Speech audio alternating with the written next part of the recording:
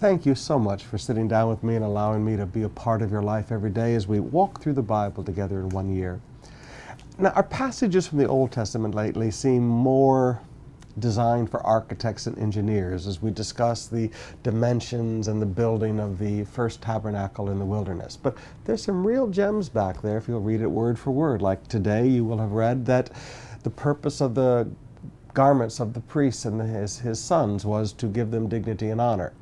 This is why you will never see me preaching in a pair of blue jeans or in a pair of cut-off shorts and things in God's house. As pastors, we should dress in a way that gives dignity and honor to the ministry. Now, I know other people want to be very casual because, quote, they want to identify with people, but I think we need to stick with biblical principles.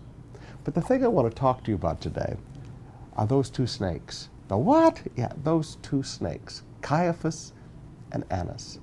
Now, have you noticed repetitively as you've been reading that it never says chief priest, it says chief priests, it's always plural? Now, the priesthood set up under Moses was one chief priest and his sons. The chief priest was called Aaron. And then any chief priest after that was to be a descendant of Aaron. Well, these men, number one, have nothing to do with the Levitical tribe. They have nothing to do with Aaron's descendants.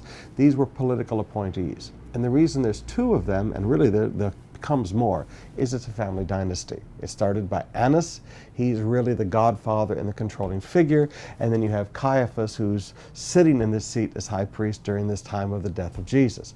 Annas would have been high priest during the birth time of Jesus, and he would have been around during the time when Herod wanted to kill all the babies and things.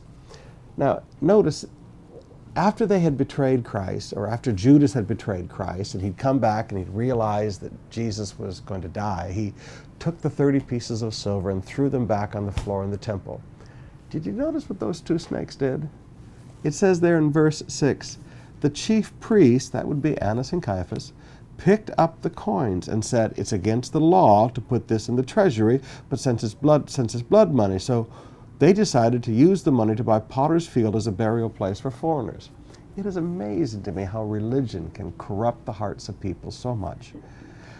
Annas and Caiaphas were so corrupt. That's why there was all the cleansing of the temples at the beginning and the end of Jesus' ministry. That's why the Talmud, one of the great Hebrew religious books, speaks of Caiaphas and Annas and their descendants. All of them were corrupt and curses were brought upon them because this was considered the most corrupt time in the ministry of all of Israel's history under these men. Now notice, even when blood money is thrown on the ground, these two guys go and pick it up. It's just, I mean, when I saw that this morning, I sat down and started laughing and laughing and laughing. I thought, yep.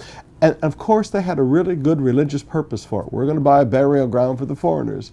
But I just wonder how much they really paid for it, and I wonder how much the kickback was, and I wonder what friend they bought it from, or did they even sell one of their own properties for it? I mean, you just look at this thing and you sit back and you laugh. And then you remember the words of John Avanzini. He taught young preachers, never reach for the money. See, there's nothing wrong with money, but it's the love of money that becomes the root of all evil. These guys have been reaching for the money for so long that even when money was thrown on the floor, Caiaphas and Annas went and collected the money thrown on the floor. Brothers and sisters, there's nothing wrong with money. Just never love it in Jesus' name.